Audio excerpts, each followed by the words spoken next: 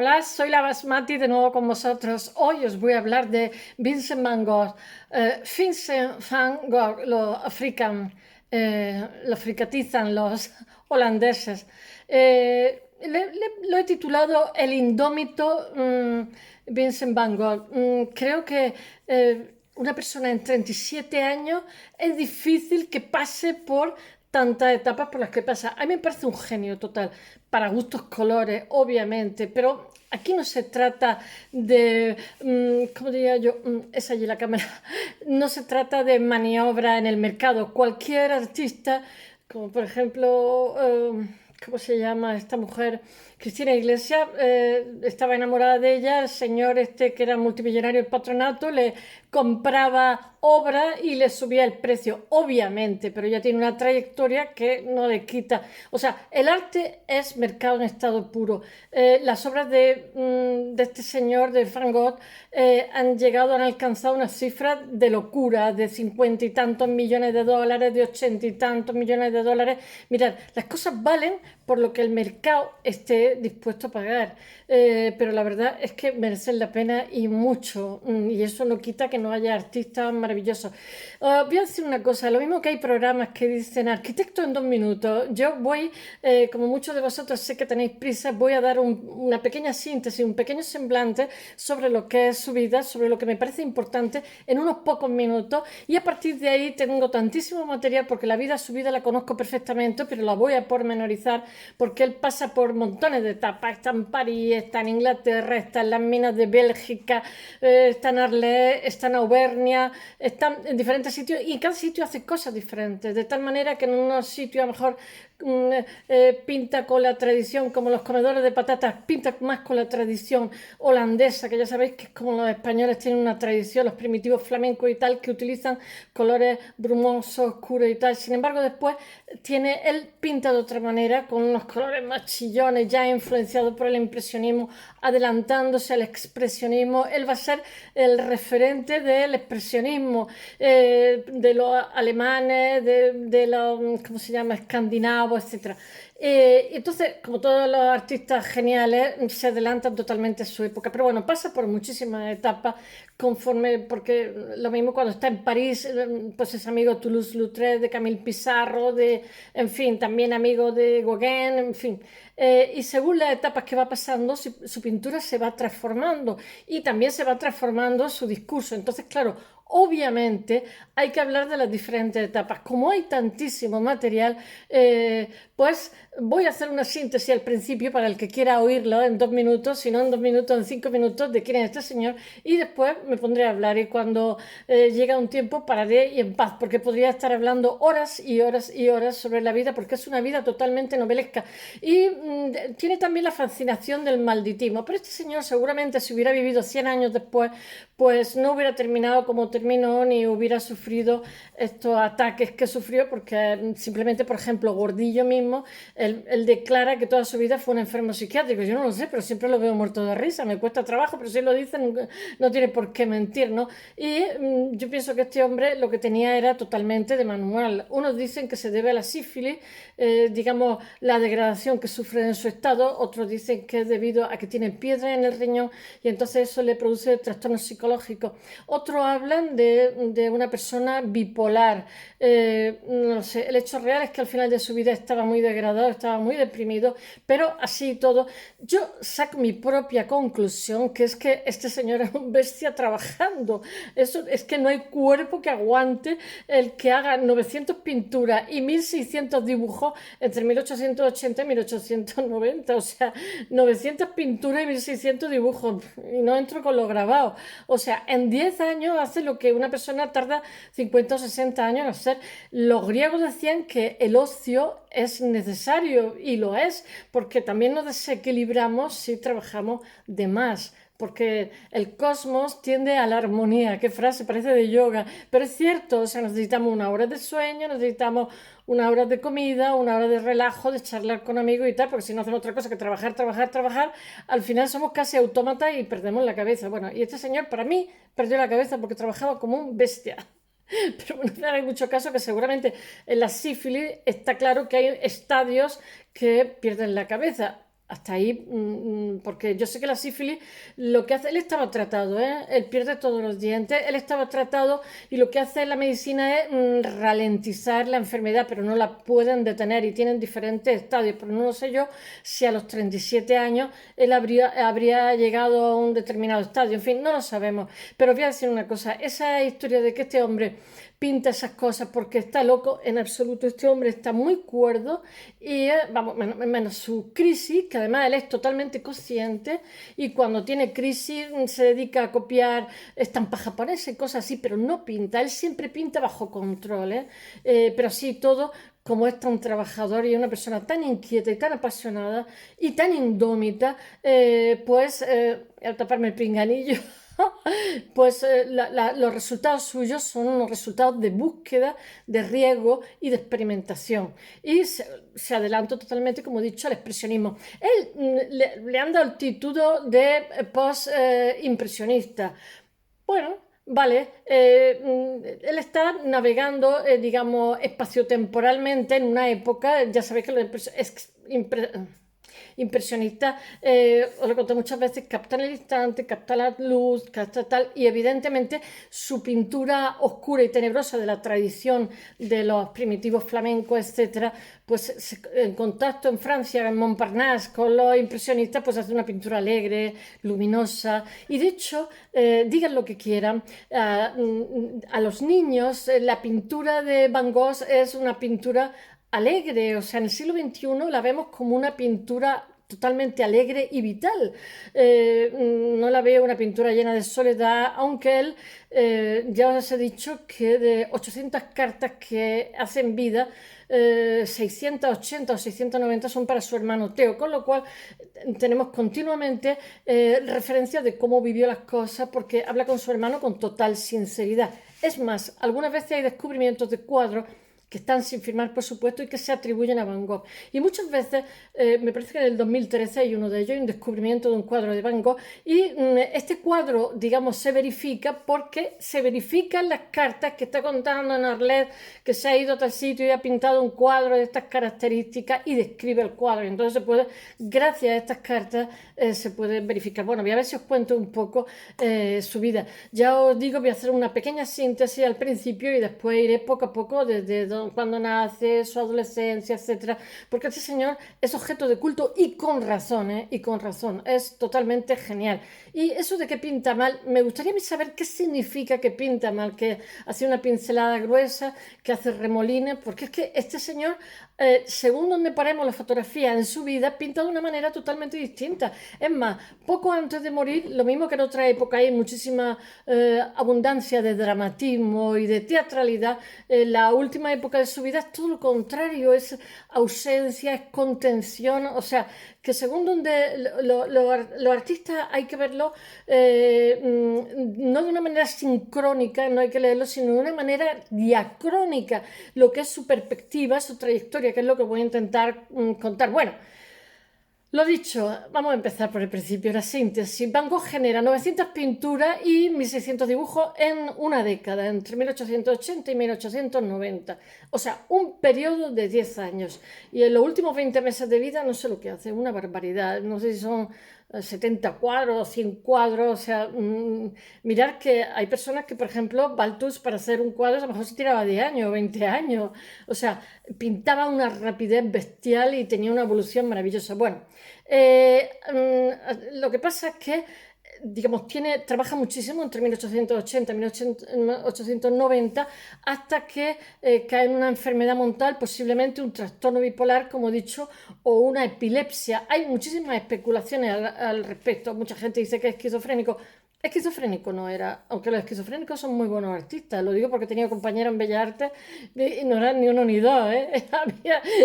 Había un profesor que decía que seguramente los psiquiatras mandaban a los esquizofrénicos, porque la esquizofrenia en realidad, aparte que no tiene cura, es que no se sabe bien qué es, porque la esquizofrenia realmente aparece a partir de la revolución industrial, es una no adaptación del individuo, pero las esquizofrenias que conocemos ahora son predisposiciones a la esquizofrenia que muchas veces toman una droga de estas químicas que ven y lo que hubiera sido una predisposición que nunca hubiera emergido se transforma en una esquizofrenia.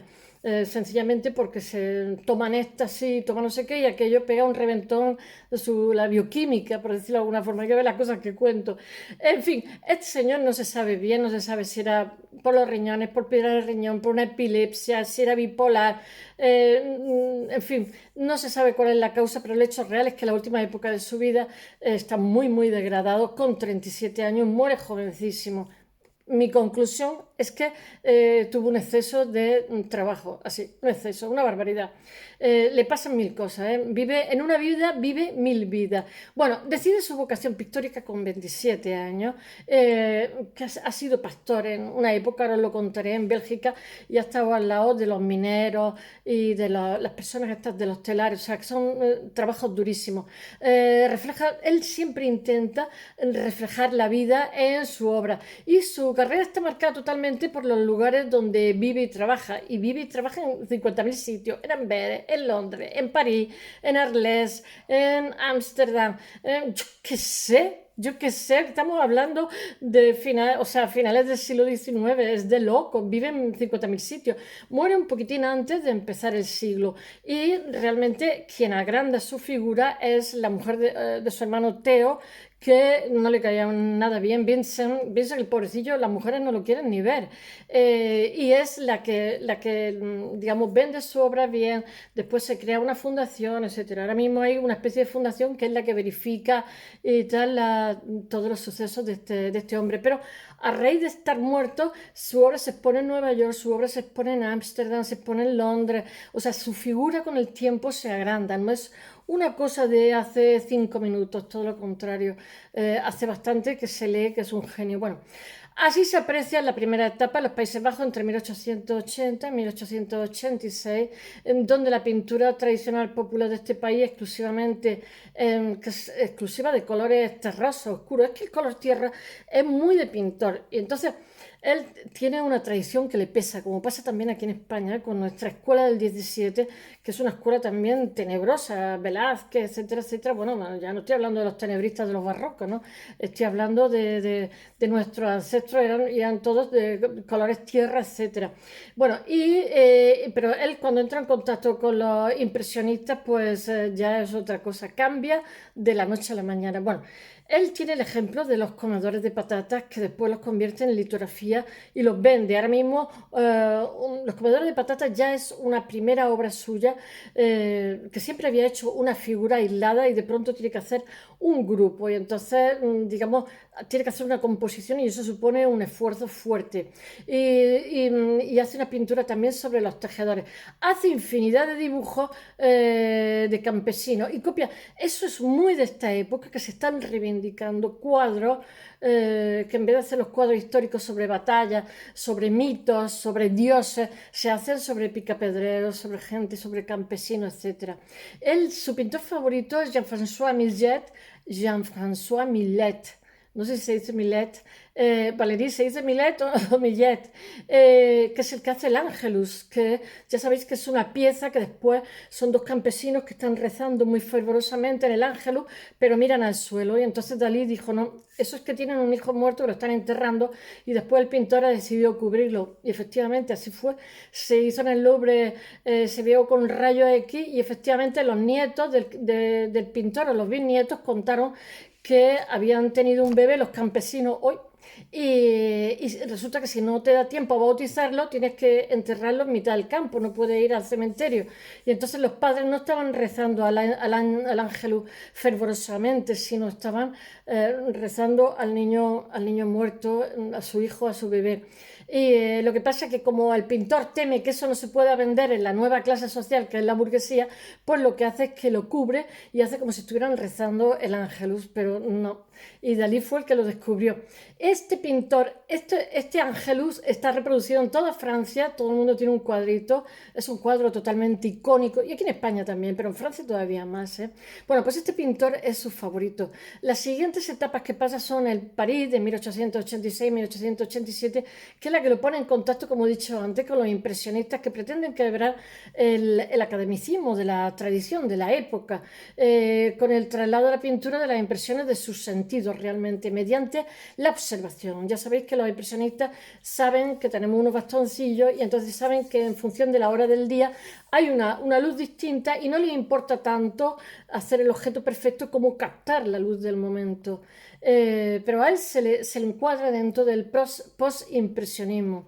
Bueno, allí conoce pintores, cuando va a París, en Montmartre, conoce a Henri Toulouse-Lautrec, a Paul Signac, no sé si me voy a acordar de todo, y descubre una nueva percepción de la luz y del color, y aprende la división de las gamas claras, los tonos, tiene una simplificación mayor en el tratamiento de los colores. Mirad que ya habéis visto que después hace un tipo de cuadros que son unos colores totalmente, yo qué sé, el amarillo, el azul, utiliza una serie sin embargo, durante una época, cuando está en los Países Bajos, sus tonos son mucho más terrosos y oscuros. En esta época copia láminas japonesas, tenía una auténtica fascinación por las láminas japonesas, les japonesiers, que dicen los franceses. Ya sabéis que estas láminas, Japón la han obligado, Estados Unidos la ha obligado a abrirse, ¿no? Es un país que ha estado totalmente cerrado al exterior. De hecho, expulsan a los jesuitas españoles y portugueses, porque de alguna forma amotinaban al pueblo, porque era un sistema medieval el que reinaba en Japón, ¿no? Y de hecho, los españoles dejan su tradición, eso que hay, esas verduras fritas, el tempura, son realmente de los jesuitas que estaban caninos de dinero, y entonces lo que hacían es que se hacían sus fritangas con harina, y entonces eso ha quedado en el tempura. Bueno, sigamos. Uno de los pintores europeos a los que más influye todo este tipo de pintura. Quizás Van Gogh realmente es lo que es un representante del postimpresionismo. Vuelvo a repetir. ¿Qué sucede? O sea, que es una época que está entre 1885 y 1915. Mirad, la determinación espacio-temporal es terrible. O sea, el eje sincrónico y diacrónico condiciona totalmente los resultados. Bueno, representa una vía divergente de lo que es el expresionismo, donde los pintores realmente muestran lo que es la vida cotidiana y su tema principal.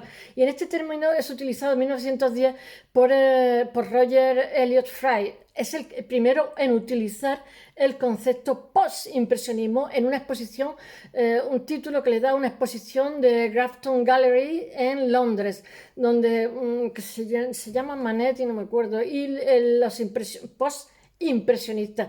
Es utilizado por artistas, yo qué sé, Cézanne y Seurat, pero a veces también es que estos nombres son, unas veces están en un sitio, otras veces en otro. Por favor, no tembléis, no dediquéis a rascaros. Estos temblores son de mis gatos detrás de esto, se están rascando. Hay otros artistas de esta década que son impresionistas entre 1870 y 1880, que son, ¿cómo se llaman? Matisse, Pierre Bonnard. Bueno, su obra destaca por el uso del color y una técnica frenética que contiene alguna idea del expresionismo. Van Gogh y Gauguin tienen técnicas que son, ya sabéis que después van a vivir juntos, porque él intenta crear un atelier en Arles, en el Midi. Gauguin no lo tiene claro. Gauguin va a ser el culpable de la oreja y no es un lóbulo. Corta una oreja, le recorta una oreja porque, ahora lo contaré. Gauguin están viviendo juntos y los dos son muy temperamentales y de hecho pintan y se pintan ellos y tal, pero se deteriora la relación y en un momento dado a Van Gogh se le va de la cabeza y va con una cuchilla de afeitar, lo va persiguiendo por la clase. El otro es maestro de esgrima y coge una espada y le corta la oreja, pero que se la corta, porque hay un certificado médico en el cual se dibuja y se muestra lo que se lleva el tímpano entero, no es un lóbulo, aunque él después se la lleva teatralmente, porque la policía y el hospital, digamos, lo están curando. Y lo que pasa es que él, para proteger a su amigo, dice que no, que se le ha cortado, etcétera, etcétera. Es como el tema de su suicidio, que en absoluto está claro que se suicidara, se disparara, sino que son dos niños, uno de ellos que es un tontucio, que está siempre, se disfraza de cowboy y se dedica a dispararle a todo lo que se mueve. Y posiblemente pilló un disparo de este crío, pero estos son hipótesis que declaran un homicidio involuntario, y lo que pasa es que a los 2 o 3 días muere. Bueno, íbamos por las técnicas diferentes de Gauguin y Matisse. Gauguin acostumbra para pintar normalmente en el taller de memoria, pero sin embargo Van Gogh necesita copiar in situ, necesita el referente. Aquí va mi red, que es el que se ha estado rascando. Van Gogh necesita el paisaje o el modelo, pero lo necesita en el sitio, no puede inventárselo. Lo que pasa es que le mete carácter con el color que le aplica. Su temperamento exaltado realmente lo muestra a través del color. Os estoy haciendo una síntesis, a ver si soy capaz antes de contar su vida, que no sé si voy a ser capaz porque es gigantesca todo lo que pasa. Bueno, los inicios del expresionismo aparecen a finales del siglo XIX en la obra de Van Gogh, la italiana, a finales de 1887, y en la de Edvard Munch, que ya sabéis que es el del grito.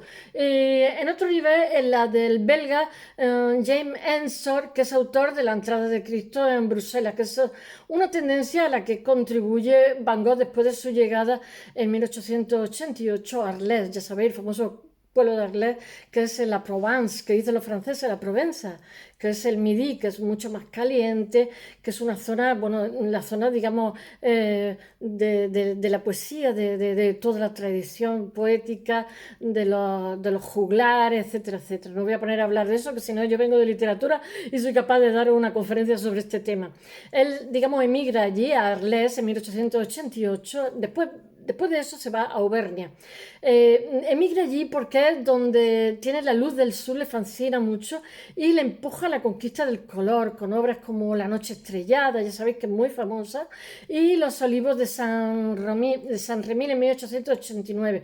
Las pinturas del periodo de Saint-Remy de la Provenza se caracterizan generalmente por remolino, que son tan característicos, remolinos y espirales. Le gusta mucho pintar cipreses y va desde la dramatización más tremenda, como he dicho antes, de una determinada época, de una determinada escena, de sus primeros trabajos, hasta, uy, madre mía, qué calor hace, hasta las últimas obras que hace él, que anuncia, sin embargo, los comienzos del expresionismo, que son obras muchísimo más contenidas, muy sobrias. O sea, fijaros si en una misma vida de 37 años se pasa por diferentes etapas y muy distintas entre ellos. Aunque un nexo de unión, que él es el pintor y siempre hay un gesto, siempre, como he dicho muchas veces, el ser todo lo impregna.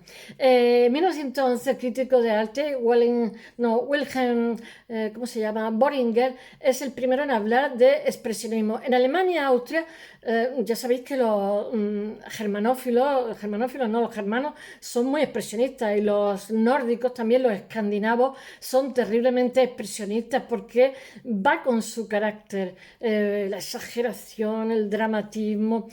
Bueno, destacan el Lubins, Kirchner. Yo he hablado de la mayoría de ellos: Henkel, Erich Henkel, Paul Klee, Oskar Kokoschka, y bueno, que ellos extraen de Van Gogh ese nerviosismo, esa exageración de las líneas, los colores, que hacen que emerja mejor la expresión de los sentimientos, porque el expresionismo es totalmente emocional. Se están rebelando contra esa sociedad industrial que todo lo domina, que al individuo moderno lo tiene machacado. Bueno, y entonces lo que están expresando son emociones a través del color.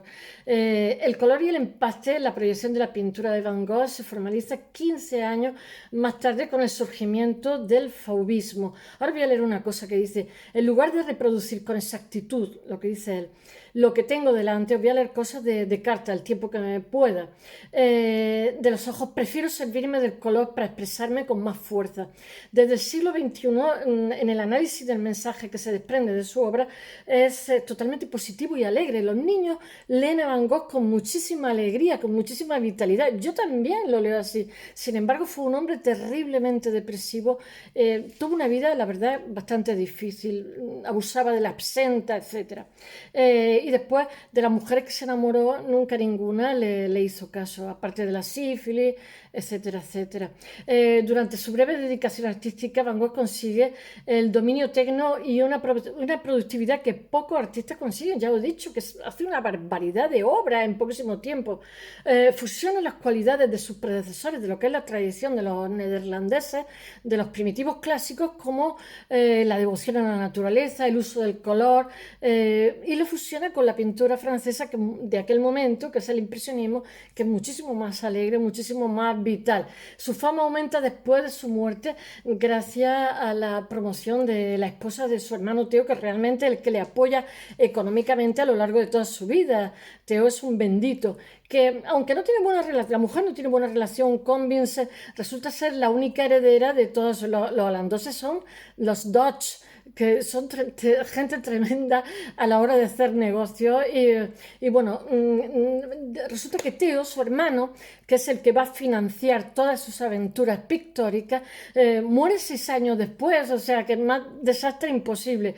Y entonces ella se encuentra de pronto con un legado gigantesco de obra de Van Gogh y tiene que gestionar, y lo gestiona estupendamente. Bueno, a ella se debe una de las pocas ventas de Van Gogh en vida. Eso de las pocas ventas no lo sabemos, que ella vende el viñedo rojo, lo vende a Anne Boss, que lo dije el otro día, porque él era muy amigo de Eugene, pero posiblemente vendiera más porque todos se dedicaban a esto, o sea, Theo era marchante de Gauguin, o sea, el mismo Van Gogh había trabajado durante muchísimo tiempo, bueno, en 37 años, trabajó durante años porque su tío llevaba, como si dijéramos, una empresa de arte y entonces captaba obras para luego ser vendidas, etcétera. Entonces entendía bastante del tema, no ninguna aficionada, por decirlo de alguna forma. Entonces no es tampoco imposible ni es tampoco difícil el que vendiera cosas y que no las sepamos, porque sencillamente no hiciera recibo, que tampoco es imposible. El mayor impulso le viene después de una exposición de 71 de sus pinturas realizada en París el 17 de marzo de 1901, que son 11 años después de su muerte, y es cuando, digamos, su fama se agranda. A la que siguen otras exposiciones, como he dicho antes, como son la de 1905 de Ámsterdam o la de Colonia en 1912, Nueva York en 1913, bueno, La cuñada es una máquina, y Berlín de 1914.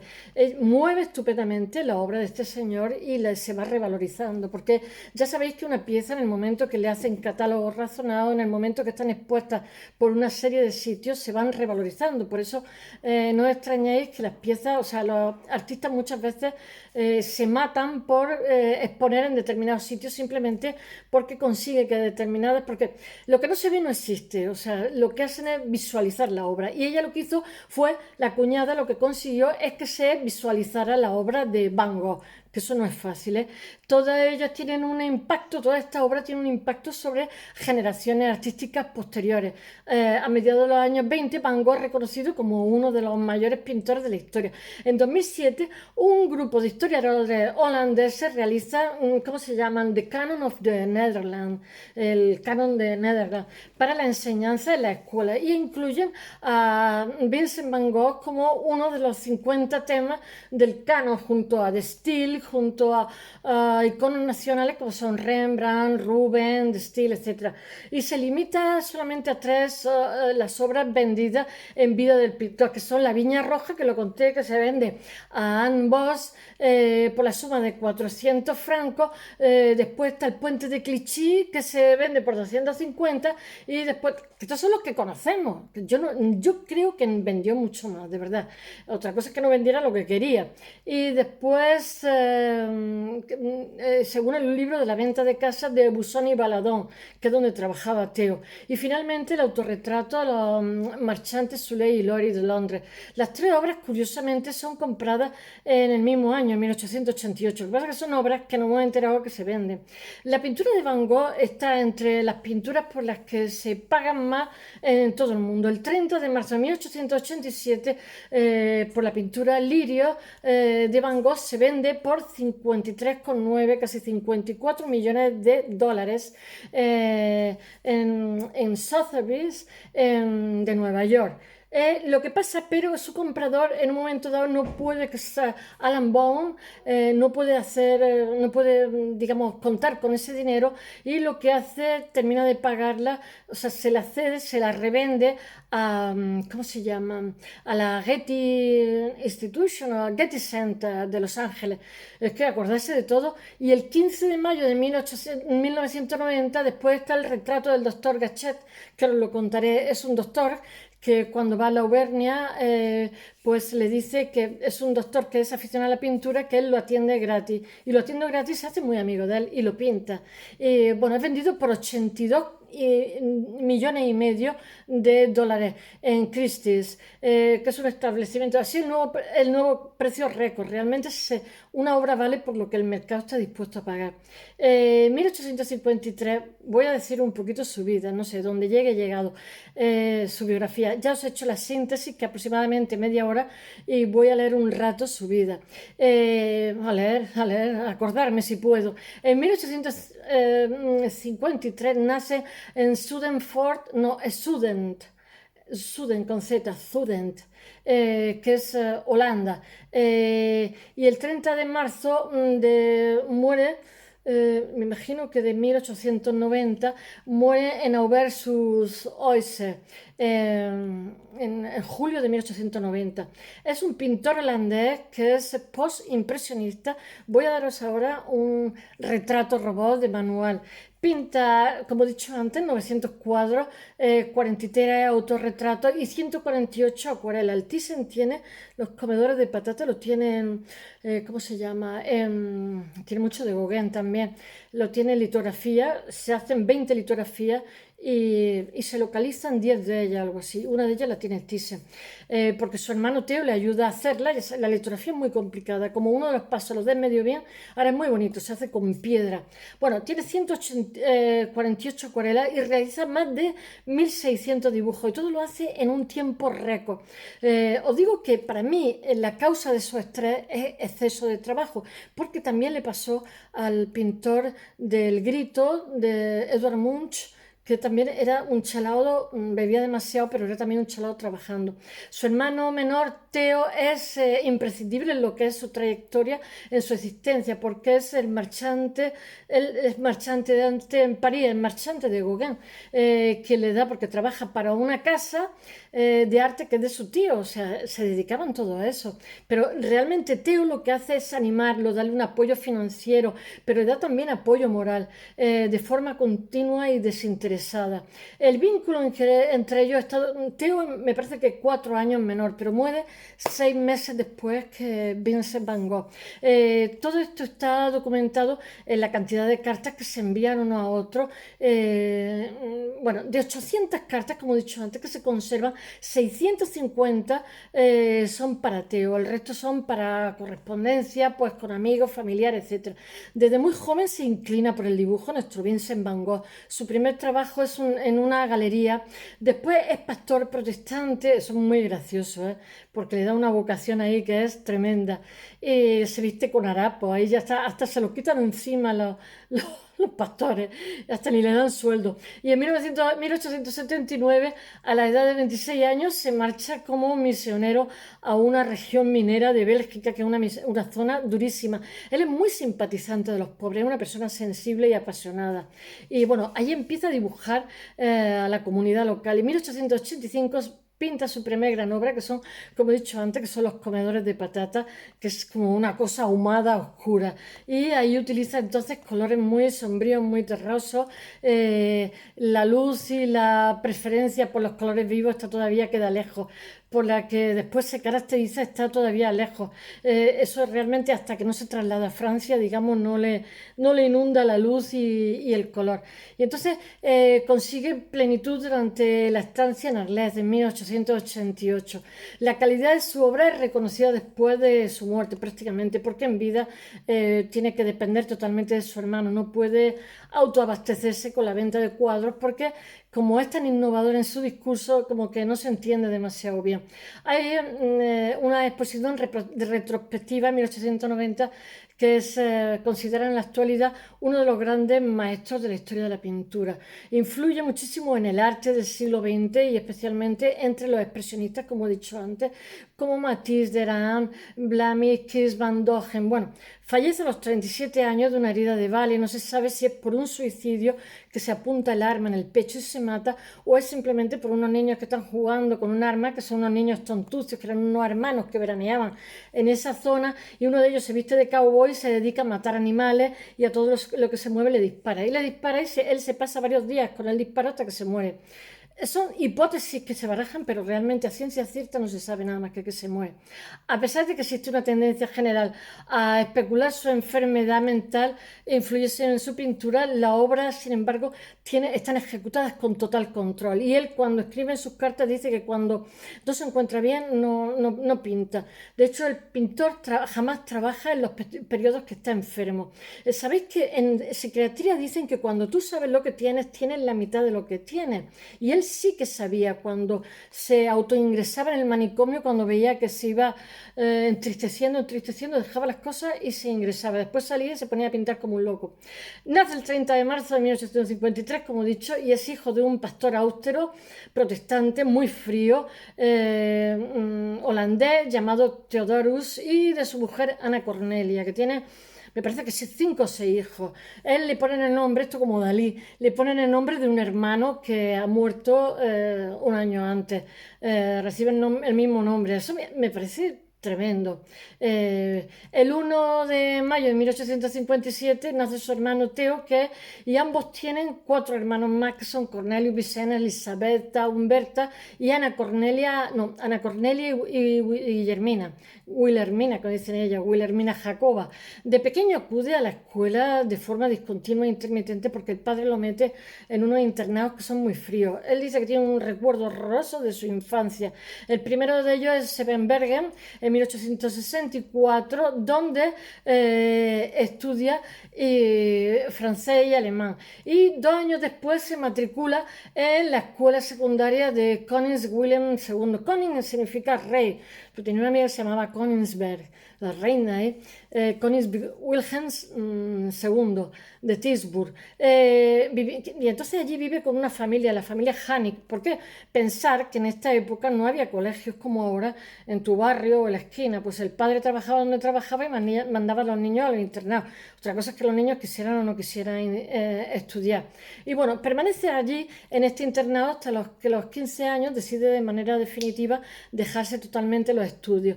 Después se arrepentiría porque intentó estudiar teología y no lo metieron en una escuela metodista porque no sabía ni griego ni latín. Bueno, por entonces empieza su afición por la pintura. Él dice, tengo que leerlo. Es que lo tengo debajo. Mi juventud fue muy triste, fría y estéril. Bueno, desde muy joven muestra un carácter muy difícil, muy indómito, muy temperamental y fuerte. Tras abandonar los estudios, después de un año en Sugerbanhof, empieza a trabajar en 1869 a la edad de 16 años como aprendiz, que es bastante normal, eso dura hasta nada. A mí los aprendices me pareció una cosa estupenda, todo el mundo tiene que aprender. Como aprendiz de una empresa que se llama Golpin and Company, y después cambia de nombre, que se llama Busson y Baladín, que son del tío. El tío es uno de los dueños. Ella es una importante compañía internacional de comercio de arte en La Haya, de la que su tío Vincent es socio. De hecho, él está trabajando en Inglaterra, en Londres, ya lo veréis, para esta empresa. Se adapta bastante bien a esta nueva vida. Él dice, es un negocio maravilloso. Cuanto más tiempo se trabaja en él, más ambicioso te vuelves. O sea, está trabajando en arte. O sea, él capta obras para poder ser comprada y después revendida más cara. Es un intermediario y hace también de marchante. O sea, de hecho, cuando él lo echan de esta empresa porque él solamente quiere comprar las obras que a él le gusta, la empresa dice que hay que comprar una determinada línea de obras que son las que se venden. La familia le dice, pues monta tu galería y compra la obra y vende las obras que a ti te dé la gana. 4 años después se muda a Londres para suministrar obras de arte a los comercios y lugares. Los holandeses son terriblemente, yo me acuerdo de la Liga Hanseática, tienen una tradición, es un país que se inunda cada X tiempo, tienen unos ingenieros buenísimos, entonces es un país pequeñito pero muy agresivo, son riquísimos, tienen un buenísimo nivel de vida, sobre todo el Benelux, Bélgica, Holanda, Luxemburgo, son muy activos, como la perfecta Bélgica es el mayor traficante del mundo de armas, la católica Bélgica, y no digamos Leopoldo II, el genocida. Entonces, todas estas zonas son tremendos, los holandeses con la agricultura. Bueno, es allí donde tiene contacto en Londres, como he dicho, con Eugenia, que es la hija de su casera, hija de Ursula Lawyer, que es su patrona de la pensión, donde se hospeda. Entonces se enamora locamente de ella, pero la chica está comprometida para casarse y lo rechaza. rechaza y fue muy decepcionante porque él es muy jovencito. En 1874, un año después de su estancia en Londres, pasa las vacaciones de familia a Hellbright y confiesa su malestar por Úrsula. Vive aislado y leyendo libros religiosos y perdiendo el interés por su trabajo. Y ahora va a tener como una crisis religiosa. Estoy asfixiada de calor con el pelo. En 1875 es destinado a París, donde crece su amor por el arte. En una exposición de Jean-François Millet, que es su preferido, como he dicho antes, dice: cuando entré, tengo que leerlo, cuando entré en la sala del Hotel du Guad, donde estaban expuestos, sentí como una especie de voz que le decía: descálzate porque el suelo que pisas es sagrado. Qué bonito, qué apasionado. Bueno, el 10 de enero de 1878, algunas fechas las tengo que leer porque no me las sé todas, en una carta dirigida, me sé las importantes, a Theo, su hermano, le comunica que ha sido despedido de la Galería de Arte y que tiene que irse el 1 de abril. El despido debido a que interpone sus intereses por encima de los intereses de la empresa. Normal que lo tiraran. Entonces, la empresa, que es donde trabaja también Theo, que Theo es marchante, y donde su tío es uno de los dueños. Su tío no se corta ni tres ponerlo en la calle. Y bueno, y a Theo le dice que se dedique al arte como él. Bueno, en 1873, hasta la muerte, Theo realmente hasta su muerte trabaja en esta empresa donde él hubiera trabajado también hasta su muerte. Pero, digamos, Theo tiene un cargo de responsabilidad y es el que financia, digamos, toda la carrera artística de Vincent. Theo cree fielmente que su hermano es un artista excepcional, un artista fuera de serie, su hermano mayor. Qué bonito, me parece una historia preciosa. La familia le propone que a nuestro Vincent Van Gogh, que si no le gusta el trabajo que está haciendo, porque no le gusta lo que le impone la empresa, que abra en una galería y coja la pintura que le gusta y la venda, que no esté, porque lo han tirado porque había una colisión de intereses entre lo que él decidía y lo que decidía la empresa. A mí eso me hace su gracia. Bueno, él rechaza esa idea, no le apetece nada abrir una galería y ser una especie de tendero. Él aspira mucho más. Bueno, pero ahora mismo tiene como una crisis religiosa. Entonces insiste a su hermano también para que deje su trabajo, porque el hermano, a Dios gracias, no lo dejó, porque si lo hubiera dejado no hubiera podido financiarle. Porque dice que el comercio de arte, que hace nada estaba diciendo que era maravilloso, ahora dice que es una farsa. Mira, la verdad es que todos los que se dedican a estos temas son un poco piratas, todo hay que decirlo. Y estoy con Vincent Van Gogh. En 1876 regresa a Inglaterra, donde permanece 2 años. Por aquel tiempo Van Gogh aumenta su fanatismo religioso y le entusiasma la lectura de la Biblia, de Holy Bible, y la imitación de Cristo, que es un libro, ya sabéis, que tiene mucho éxito, de Tom Kempis. Bueno, después de estar un tiempo como maestro auxiliar en Ramsgate, empieza a trabajar en, no sé cómo se llama, Isleworth o algo así, como ayudante de predicador metodista. Ahí tiene una crisis religiosa que es de lo más gracioso, donde llega a subir al púlpito y a dar mensajes. Y bueno, y lee un sermón que se prepara. Y él dice, tengo que leerlo: cuando me encontraba en el púlpito me sentía como quien desde una oscura cueva subterránea vuelve a salir a plena luz. Y es una persona apasionada. Y es maravilloso pensar que desde ahora predicaré el Evangelio por todo el mundo. Menos mal que no se dedicó a eso. Bueno, pasa 6 meses en Dordrecht como empleado de una librería. En mayo de 1877 se traslada a Ámsterdam. Hay que tener también presente que él es hijo de un predicador, o sea que tampoco le es tan ajeno el trabajo. Y es donde en Ámsterdam decide que quiere ser teólogo y tiene que desistir también y abandonar sus deseos, porque entra en una escuela metodista, pero es rechazado porque no sabe ni latín ni griego, porque dejó de estudiar con 14 o 15 años. Y bueno, él tiene dificultades para hablar al público. Pero realmente el motivo de todo esto es que él es muy indómito, tiene un carácter muy fuerte. Cada vez, ya sabéis que cuando entra en una especie de seminario tienes que ser muy, muy obediente. Se lo quitaron de encima. Cada vez le es más difícil adaptarse a un cierto orden y someterse a alguien que le dirija. En 1879, quizás por su fervor, es enviado como misionero, esto tiene su gracia, a una religión en Mons, que es a las minas de Borinage en Bélgica, y donde con lo más pobre, y ahí lo hace muy bien, donde en unas condiciones extremas muy, muy duras realiza durante 22 meses un trabajo evangelizador. Llega un momento que reparte hasta su ropa entre los mineros de la zona, pero con su fanatismo, tener en cuenta que en aquella época no había tecnología y todo se hacía a pico, y encima de eso estaba muy mal pagado, pero lo único que consigue es que le lleguen a temer. los mismos, los mismos que lo contratan se lo quitan de encima. De hecho, dejan de darle hasta a un sueldo. Y entonces él vive en una pequeña barraca y su estado se degrada, ni se lava, ni se cambia, regala su ropa y está cada vez más cerca de los pobres. Además, reparte entre los pobres lo poco que tiene la comida y dice que está obligado a creer en Dios porque tened en cuenta que él había nacido en una clase media, entonces el contacto con la pobreza le impacta muchísimo, es muy jovencito y dice que está obligado a creer en Dios para poder soportar tantas desgracias. Sus superiores deciden que entonces enviarlo a Quesmers y que permanece un año completo en contacto con los mineros por los que él siente una grandísima simpatía. Él dice, los carboneros los tejedores y los tejedores siguen constituyendo una raza aparte de los demás trabajadores y artesanos. Siento por ello una gran simpatía y me sentiría feliz si un día pudiera dibujarlos, de modo que estos tipos todavía inéditos o casi inéditos fuesen sacados a la luz. Qué bonito. Después se le suprime el pequeño sueldo y el hermano le tiene que mandar dinero.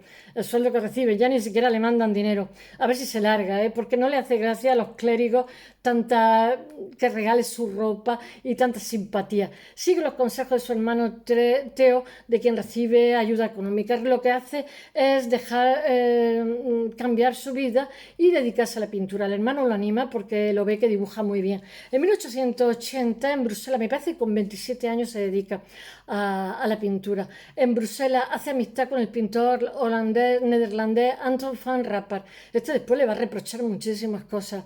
Se inscribe en la Academia de Bellas Artes, donde estudia dibujo y perspectiva.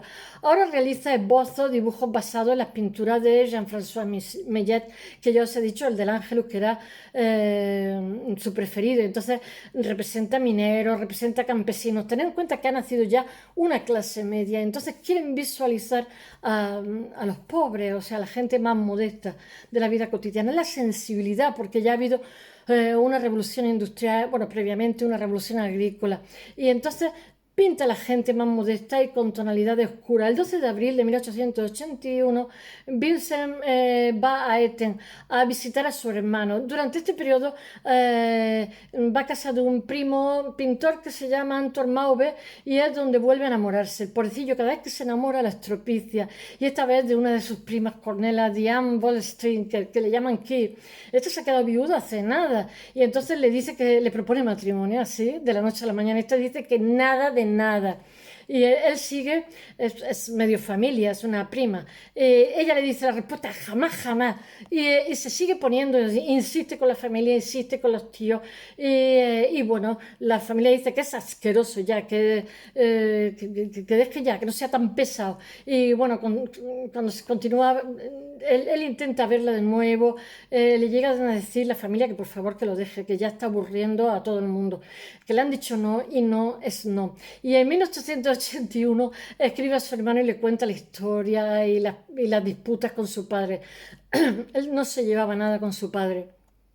Dice, pero como puede ver, estoy nuevamente en La Haya. Por Navidad os cuento trocitos de las cartas. Tuve una disputa bastante grave con nuestro padre, que llegó al extremo de decirme que sería mejor que abandonara la casa. Lo dijo tan enérgico que me fui aquel mismo día. En La Haya, su primo Antón, que es acuarelista, ya sabéis que los holandeses tienen mucha tradición de artisteo como los españoles, le aconseja, le insiste por favor la importancia que aprenda perspectiva y que aprenda dibujo. Vincent hace entonces sus primeras acuarelas de naturaleza muerta, lo que hace es utilizar tonos muy apagados porque está siguiendo la tradición de los Países Bajos, como se ve en la acuarela Los pobres y el dinero de 1882. Se me duermen las manos. Y Naturaleza muerta con Coli Zueco en 1881, mientras su vida amorosa toma un nuevo rumbo. Desesperado tras el rechazo de su prima, que, o quizás por compasión, Vincent recoge de la calle a Clasina María Honey, que le llaman Sien, que la va a dibujar y la va a pintar, que es una prostituta alcohólica que tiene una niña pequeñita y está embarazada de otra, con la que vive durante un año, pero tanto la madre como la hija le sirven de modelo en el dibujo Dolor, que es una preciosidad. En el marco margen inferior cita las palabras de Julien Michelet en el Tratado de la Femme de 1860. Pero ¿cómo es posible que haya una sola mujer? Sien por la falta de recursos, claro, no tenía de qué vivir y este tampoco la mantenía, pues tiene que volver a la prostitución. Y entonces lo que pasa es que a Vincent, su familia, su amiga y tal, le dice que por favor la deje, que con ella no va a poder trabajar, no va a poder hacer nada. Y bueno, su hermano Theo también presiona, y bueno, con un primo suyo se pelea y llega a romper la amistad. Y bueno, y entonces esta relación también fracasa.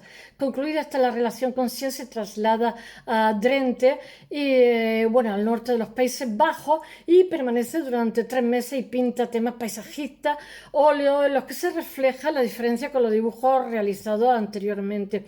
Está ya, digamos, buscando la luz, porque es la sensibilidad de la época. No hay tanto, no hay nada por generación espontánea. Es una frase que siempre digo. Entonces, en estos detalles realiza los óleos con trazos gruesos, ya empieza a hacer pinceladas gordas, espesas, con carga matérica. Siente mucha soledad y en las cartas dirigidas a su hermano le insiste a que abandone el trabajo de marchante y siga el camino de la pintura como él, pero si lo hubiera seguido no hubiera podido mantenerlo. En 1883 regresa nuevamente a la casa paterna, esta vez en Niemen, porque al padre lo han trasladado a otro sitio. En Niemen es bien recibido por su familia, que le buscan un sitio para que puedan pintar, le buscan un taller, se lo acondicionan. Y allí realiza obras como el jardín rectoral en Nuemen en primavera. Ahora se dedica a dibujar y pintar en los telares. Y entonces, porque a él le gusta mucho este tipo de artesanía, y coincide con un amigo suyo que se llama Anton von Rappard, que después lo va a poner verde, porque está como despechado con él, al que conoce en Bruselas y que viene a pasar unos días en Nuemen.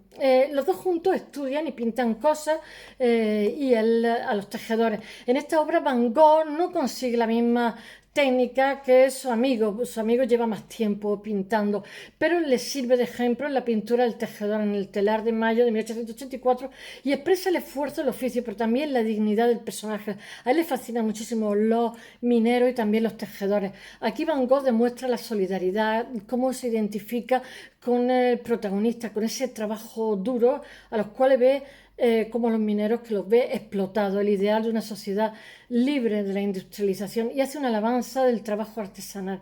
La composición de esta pintura consigue al tejedor lo enmarca dentro de lo que es el telar, dentro, bueno, y la máquina y todo forma una sola cosa. En 1884 se enamora de nuevo, es muy enamoradizo, pero ahora es de la hija de un vecino, Margot. Esta sí le corresponde, pero la familia no quiere. Ella es 10 años mayor. Entonces la familia le prohíbe, porque este también era un cabra loca, le prohíbe totalmente esa relación, y ella se intenta suicidar, porque ambos habían hecho como salidas pictóricas, ambos dibujaban, ambos pintaban, eran jovencitos y ambos están ilusionados, pero la familia le prohíbe cualquier vínculo con este hombre. Aunque ellos piensan en contraer matrimonio, pero la familia de ella se lo impide y se intenta suicidar, como he dicho antes. En 1885 muere repentinamente su padre, que en el fondo, aunque él lo detestaba, lo adoraba, y hay un vínculo de amor-odio. Las disputas por la herencia entre su madre y su hermana hace que se marche de casa. Ya sabéis que tenía un taller que se le habían, adaptado para que fuera trabajando.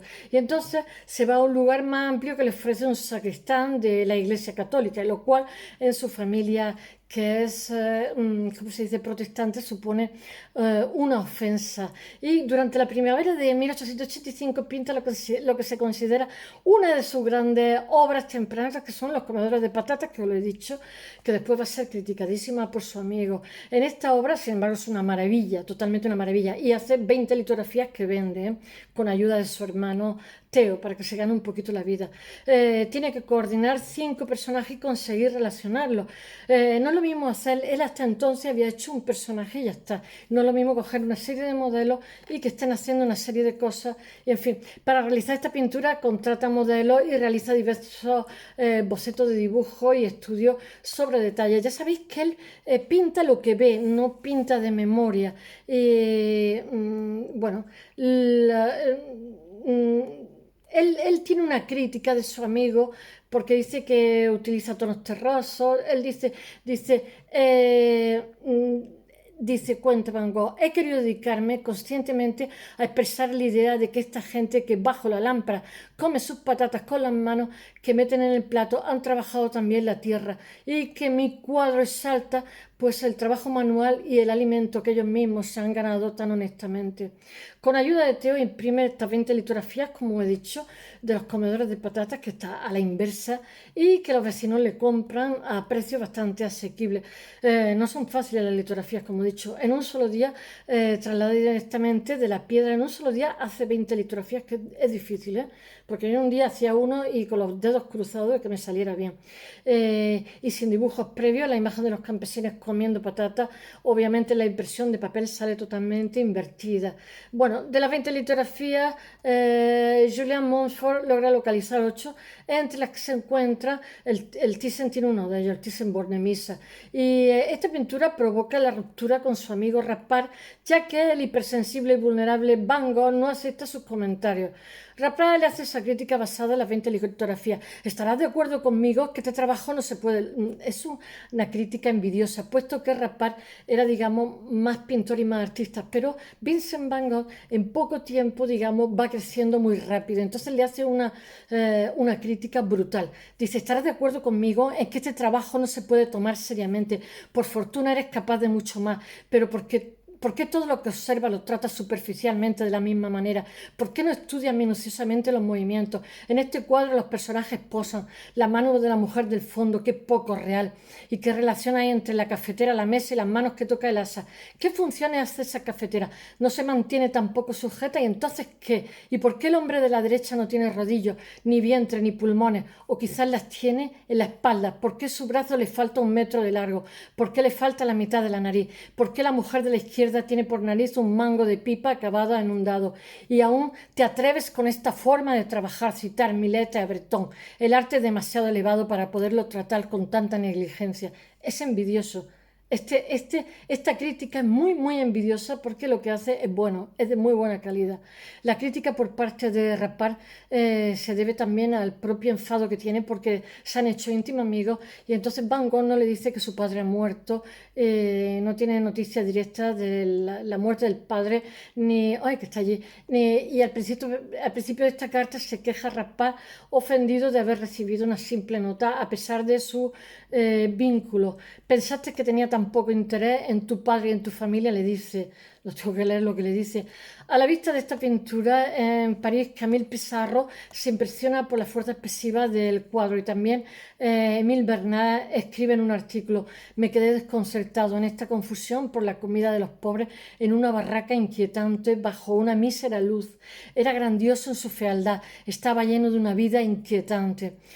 Bueno, como veis, Van Gogh es interminable. Seguramente cuando Bernard habla de la grandiosa fealdad se refiere a los colores, puesto que él tiene un sentido del color mucho más luminoso. Tened en cuenta que él ahora se va a relacionar con los impresionistas, que es todo luminosidad, es todo luz. Durante más de 2 años, Nuemen completa numerosos dibujos y acuarelas, 200 pinturas al óleo. Los colores usados siguen siendo muy oscuros. Su hermano Teo se queja en una de sus cartas de que son demasiado apagados, que tienen que abrirse a lo que está ocurriendo en ese momento. Su hermano Teo es marchante, como he dicho, de Gauguin y de otros pintores y está totalmente en la calle. Entonces ve que su hermano, siendo bueno, no está teniendo aceptación porque realmente no está haciendo lo que la sociedad demanda en estos momentos, lo que está ocurriendo, que es impresionismo en Francia. Y es el que le va a aconsejar que se vaya a París, porque no está siguiendo la línea del modelo de momento, que es la de los impresionistas. Le dice Vincent, he leído con mucho placer los maestros de antaño de Fromentin. He encontrado tratados en este libro de diversos sitios, las mismas cuestiones que me preocupaban mucho en estos últimos tiempos. Tratar de dar un valor claro por medio de tonos relativamente oscuros. En una palabra, expresar la luz por oposición a la oscuridad. Ya sé que todo lo que piensa es demasiado negro, pero sin embargo no estoy aún absolutamente convencido. En 1885 eso le responde a su hermano, que le está diciendo que por favor se abra abra al impresionismo. En 1885 está Naturaleza muerta con Biblia, que es pintado antes de su partida hacia Amberes en memoria de su padre fallecido, donde hay toda una iconografía que pone una vela, pone la Biblia, pone a un libro de Solá, está toda ahí, toda una iconografía que hay que desentrañar. Pero lo hace en homenaje de su padre, porque a fin de cuentas los padres pesan. En 1885 Van Gogh llega a Amberes y se ocupan de un pequeño taller encima de una tienda de pintura. El alquiler lo paga su hermano Teo, como no. Compra en unos anticuarios algunas silografías japonesas. Él tiene muchísimas influencias de los japoneses. Ya sabéis que como se ha abierto a los grabados japoneses que están fallidos envuelven la porcelana que mandan en Europa. Y entonces esos grabados impactan muchísimo, lo mismo que las máscaras africanas. Estos grabados tan desconocidos de lo que es la cultura japonesa impactan muchísimo y el tipo de perspectiva que tiene. Y nosotros impactamos muchísimo en ellos por la perspectiva, los colores, etcétera, etcétera. O sea, que la influencia es mutua. Bueno, no sé por dónde iba.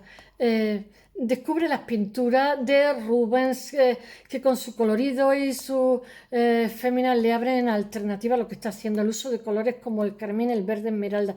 En esta época contrae la sífilis, ya os lo he dicho, que se queda sin dientes, sin un solo diente, que aunque es tratada, no sabemos si la sífilis es la causa de su depresión y de su locura. Bueno, esto le hace perder casi todos los dientes. En febrero de 1886 comenta carta dirigida a Telo que solo se ha podido permitir 6 comidas calientes en los últimos, desde el mes de mayo anterior, o sea, casi un año. En 1886 lleva una vida durísima, se muda a París, ahora ya va a entrar totalmente en lo que se está haciendo el impresionismo. Allí va a vivir junto a su hermano Teo, a quien avisa con esta simple nota: estaré en el Louvre desde el mediodía o antes si lo desea, para decirle que va a París. Teo le lleva diciendo que por favor se vaya a París para que se entere de lo que está pasando. Teo trabaja en Buzón y Baladón y le descubre a Vincent los trabajos de los impresionistas, como no, es su hermano, y quiere que camine en esa dirección y le influyen para hacer una pintura muchísimo más luminosa, donde el color ocupa un rol totalmente protagonista. ¡Ay, qué calor! Fundamental el resto de su obra. Durante los 2 años siguientes, los dos hermanos tienen múltiples fricciones y siempre es Teo el que cede y el que perdona. Teo es un hermano maravilloso con él. Y él se instala en Montmartre y allí empieza a codearse con los artistas del momento, de la época. París en estos momentos es la capital del mundo del arte y allí conoce pues a Émile Bernard, Henri Toulouse-Lautrec, como he dicho antes, haciéndose de amigos de Paul Gauguin, Georges Pierre Seurat, Paul Signac, Armand Guillaumin, Camille Pissarro y por supuesto Paul Cézanne. ¿Qué puedo decir? Que admira muchísimo el arte japonés, que también impacta a estos otros artistas, que es el arte japonés de Hokusai, que yo os he hablado, y de Hiroshige y Utamaro. De los tres os he hablado.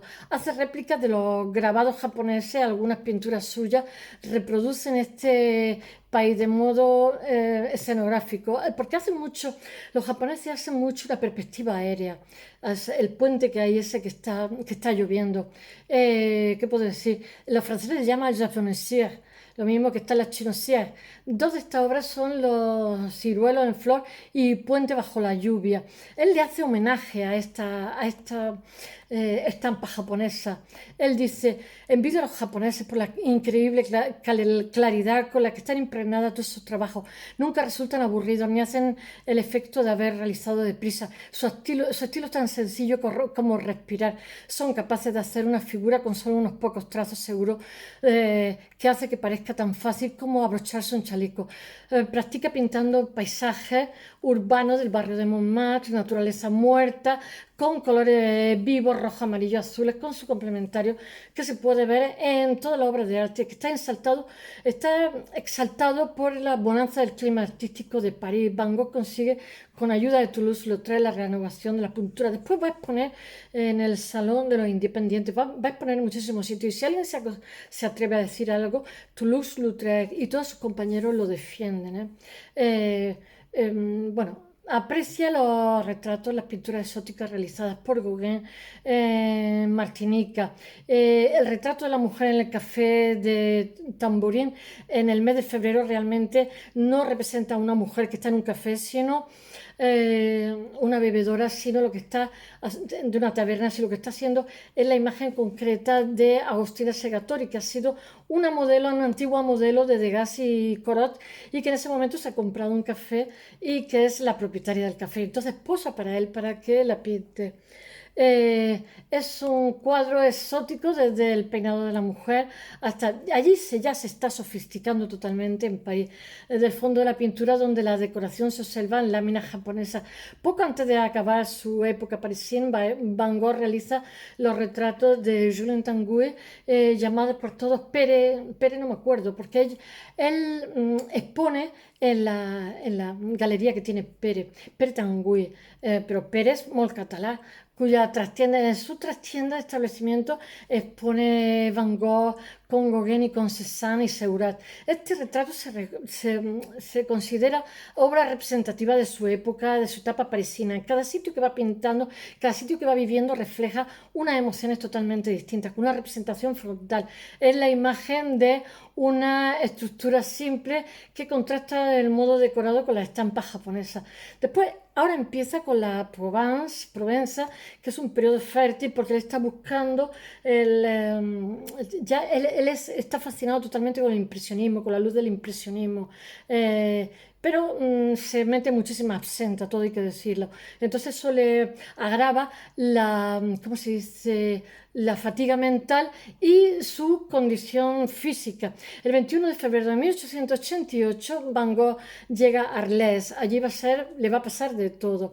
Al sur de Francia y se instala en una habitación situada en el hotel-restaurante Corel. Allí esto es demasiado caro para él porque paga, me parece que son 5 francos diarios. Esto le sobrepasa totalmente su presupuesto, sus posibilidades económicas. Además, el espacio reducido como para tener un taller. Él dice, allí no me hace falta para nada el arte japonés porque me imagino estar en Japón y nada más necesito abrir los ojos y ver lo que tengo delante. Sus primeros cuadros en Arles son típicamente japoneses, la pintura de melocotonero en flor, porque la Provenza es mediterránea, es totalmente un clima distinto al norte de Francia e incluso a la zona de París. Ellos son el Midi.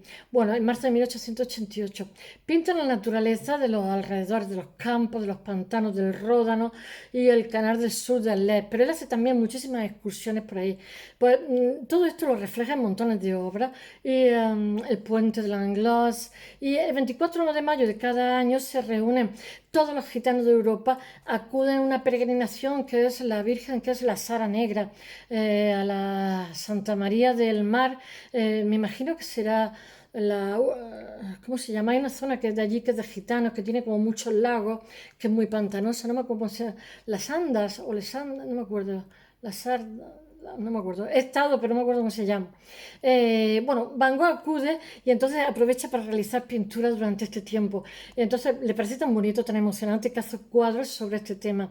Y hay obras que son los barcos de pesca, en San Marí. Dice pasar una semana en San Marí. En la playa de arena había pequeñas barcas verdes, rojas, azules, de forma y colores tan bellos que hacía pensar en flores. Son tan pequeñas que casi nunca van a alta mar. Salen cuando no hace viento, vuelven a tierra cuando sopla con demasiada fuerza. Vincent Van Gogh, junio de 1888. Después hay otra de julio que dice, ayer al atardecer yo estaba en un brezal pedregoso donde crecen muy pequeños y retorcidos robles en el fondo de una ruina en la colina y campos de trigo en el valle. Era romántico, no podía ser más a lo Monticelli. El sol se derramaba, sus rayos amarillos muy por encima de los arbustos y el suelo absolutamente tenía una lluvia de oro. Lo voy a dejar aquí porque ya es demasiado tiempo. Espero que os haya gustado.